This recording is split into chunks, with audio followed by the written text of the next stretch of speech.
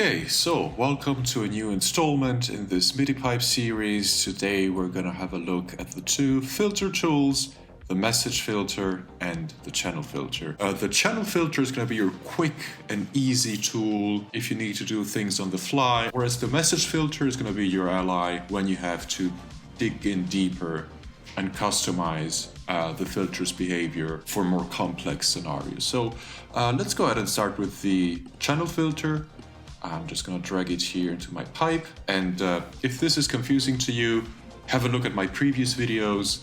As always, we have our MIDI in, which is my guitar here. The MIDI out goes straight into GarageBand, so we can monitor the sounds. I'm using the standard electric piano sound for this. And then we have this A-list tool, which is going to monitor the actual MIDI messages, so we can kind of see the different behaviors of the filters. So let's have a look at the channel filter. Of course, these are your 16 MIDI channels, and right now they are all grayed out, meaning that, if I play any notes here, you don't hear anything. If we check our A-list tool, nothing is shown here.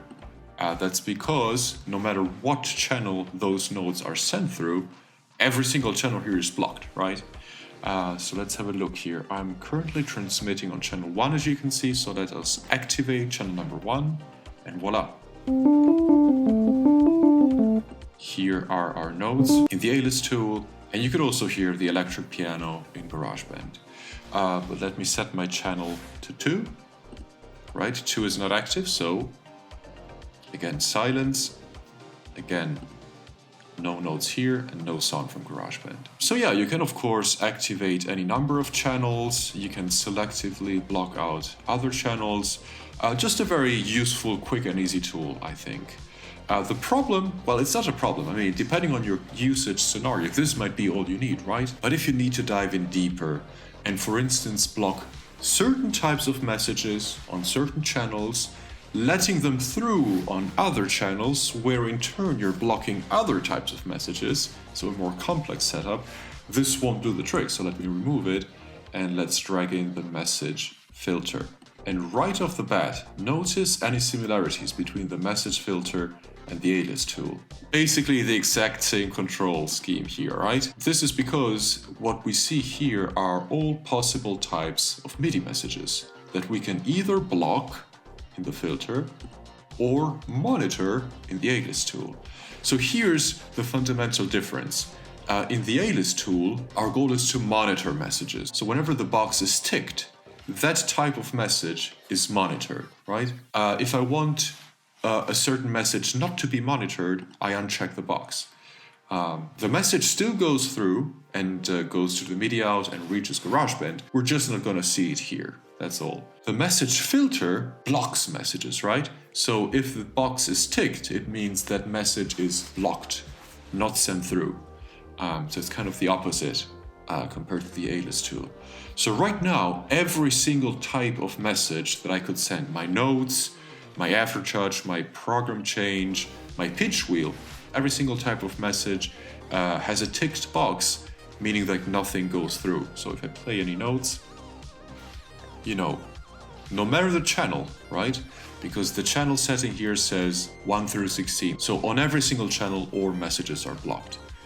So let's select channel number 1, meaning whatever we set here will only apply to channel number 1. And if we set our guitar here, our MIDI controller to channel number 1, 2, all messages will be blocked on channel number 1. So again, if I play, you don't hear anything. The A-list tool does not show anything.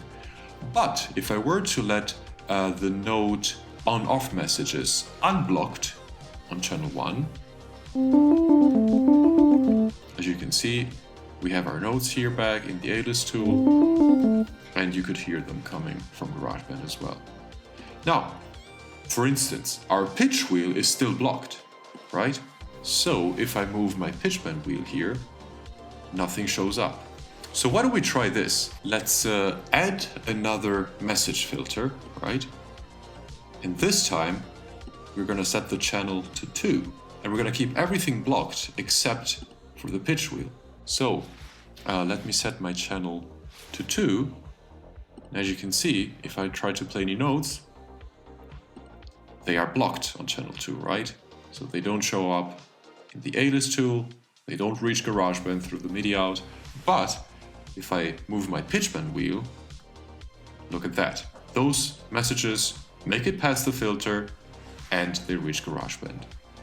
So you can selectively block or selectively let through certain messages only on certain channels, blocking them on other channels, but maybe letting through other types of messages on those other channels. You might be wondering, well, what happens if you set your keytar to channel number 3?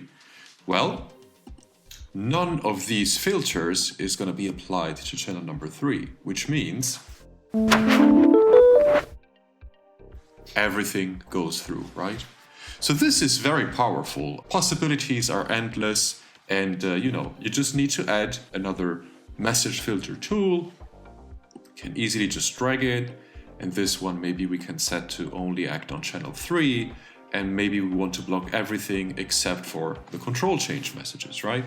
So now if I set my keytar to channel number 3, my notes, let me clear the list for you, my notes will be blocked, my pitch bend messages will be blocked. But if I press this vibrato button here, as you can see, that's a CC, that's a control change, so it goes through. Tons of things you can do with this. Very, very useful tool. Right, that's it for today's video.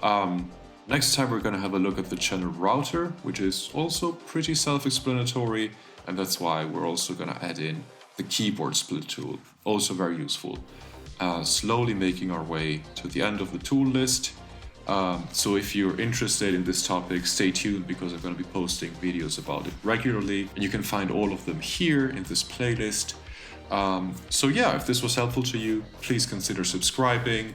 Thank you for watching, and I'll see you in the next video. Take care.